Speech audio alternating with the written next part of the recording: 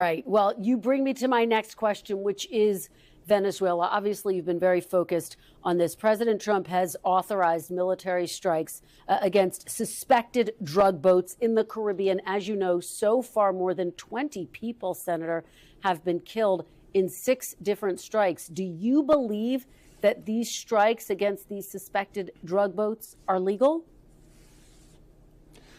No, they go against all of our tradition. You know, when you kill someone, you should know if you're not at war, not in a declared war, you really need to know someone's name at least. You have to accuse them of something. You have to present evidence. So all of these people have been blown up without us knowing their name, without any evidence of a crime.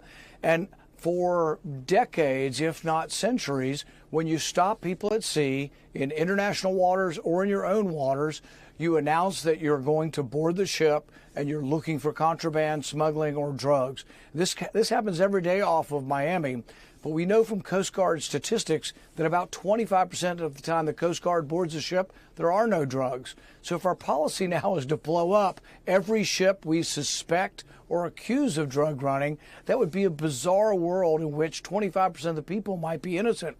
The other thing about these speedboats is they're 2,000 miles away from us. If they have drugs, they're probably peddling drugs to one of the islands of Trinidad or Tobago off of Venezuela. The idea that they're coming here is like, it's a huge assumption, and really shouldn't you have to present some proof? It is the difference between war and peace. In war, though, you don't ask people's name. But if they want all-out war where we kill anybody and everybody that is in the country of Venezuela or coming out, that has to have a declaration of war.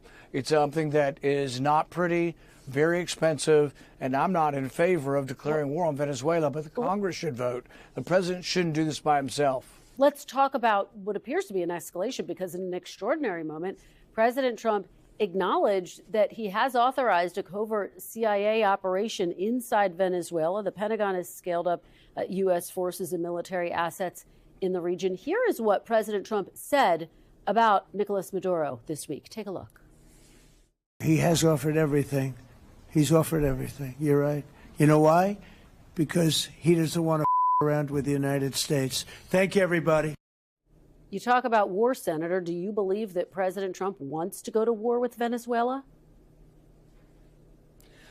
You know, I don't know what his actual intentions are. I can say, though, that not being a master of spycraft, if you announce that you're going to have covert CIA action, it's no longer covert. So if you're going to spy in a country, you usually don't announce that you're going to spy in a country. So it's a little bit unusual there. I do think there are members of his administration who have been agitating for war with Venezuela for a long period of time. And once again, there's the stick and the carrot. Yes, the president's right. They know that we would defeat them in a matter of days. But the chaos that ensues, you know, we've had regime change. And President Trump, one of the things I liked about him is that he's, for a long time, said that he's not for regime change. He was against regime change in the first Iraq war. He was against regime change in Libya when President Obama promoted it. And out of both of those wars came, you know, trillions of dollars of expenditures, but also decades more of violence and instability and chaos. And with regard to Libya, the spread of weapons to terrorists all throughout sub-Saharan Africa. So regime change isn't always what you expect to get. We thank you for watching, and remember, stay updated on breaking news and top stories on the NBC News app or watch live on our YouTube channel.